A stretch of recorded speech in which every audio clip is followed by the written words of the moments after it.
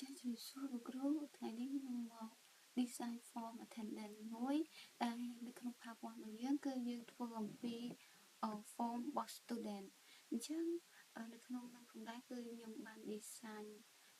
form របស់ student បែបនេះហើយយើងមាន validation ដែលយើងត្រូវសរសេរ code នេះយើងប្រើ OOP object ហើយជាមួយនឹង code ដែលយើង design សម្រាប់ក្នុង form student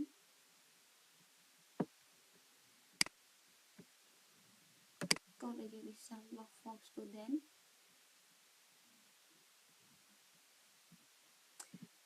អញ្ចឹងពេលដែល design អញ្ចឹងបានហើយយើងសរសេរ code នេះហើយអញ្ចឹងនៅពេលដែលខ្ញុំ run ទៅវានឹងបង្ហាញផ្ទាំងបែបនេះអញ្ចឹងផ្ទាំងហ្នឹងគឺជាផ្ទាំងគ្រប់គ្រងអវត្តមានរបស់សិស្សហើយនៅក្នុងនោះដែរគឺមាន people ខ្ញុំចុចទៅលើ people វាមានបង្ហាញពីមួយ student ហើយនិង teacher អញ្ចឹងបើខ្ញុំចុចដោយសារ PowerPoint យើងធ្វើពី student អញ្ចឹងខ្ញុំចុចលើ student ហើយខ្ញុំចុច create អញ្ចឹងវាបង្ហាញផ្ទាំងបែបនេះអញ្ចឹងនៅក្នុង first name របស់យើងវាឡូតាជាអង្គអង់គ្លេសទេអញ្ចឹងបើសិនយើងសរសេរខ្មែរវានឹង validation ថាអត់ឡូអញ្ចឹងទៅអញ្ចឹងយើងសរសេរខ្មែរនេះវាអត់ឡូទេវាអឡូអង់គ្លេស letter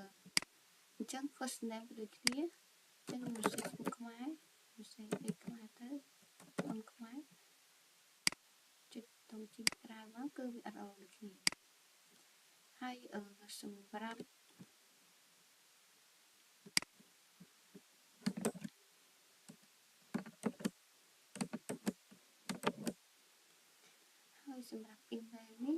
email នេះគឺអឡូត្រូវតែមាន add ឧទាហរណ៍បើសិនជាខ្ញុំសរសេរចន្ទធី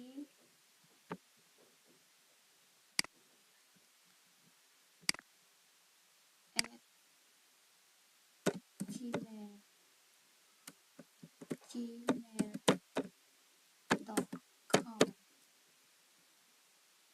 ខុសទៅមកគឺបានធម្មតាប៉ុន្តែបើសិនជាខ្ញុំសរសេរចន្ទធី .com ជាទម្រង់ website បែបនេះដាក់ cursor មកវាអត់ឡូទេនេះវាធ្វើការដាក់ format letter អញ្ចឹងជាមួយនឹង phone នេះគឺវាអឡូតែលេខទេបើសិនជាដាក់អក្សរវាអត់ឡូទេដាក់អក្សរដាក់ cursor ចេញមកនេះវា phone number only number អញ្ចឹងដាក់បានតែលេខទេខ្ញុំដាក់លេខ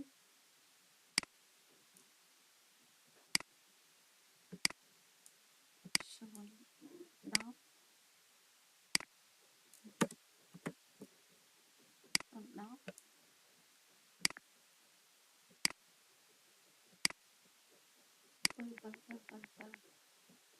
10 ដាក់ cursor មកជាងខាងអាឡូធម្មតា